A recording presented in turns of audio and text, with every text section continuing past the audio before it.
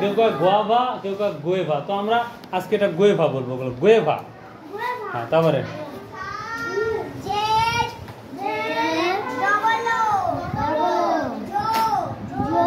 জো না, জু। জু, জু মানে চিড়িয়া। Good, very good, যাও।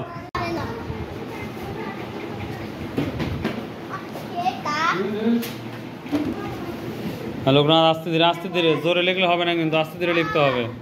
জোরে লিখলে কিন্তু নিব না কিন্তু, আস্তে ধীরে সুন্দর করে লিখতে হবে। বুঝতে পারছো? না, সুন্দর না হলে নেব না।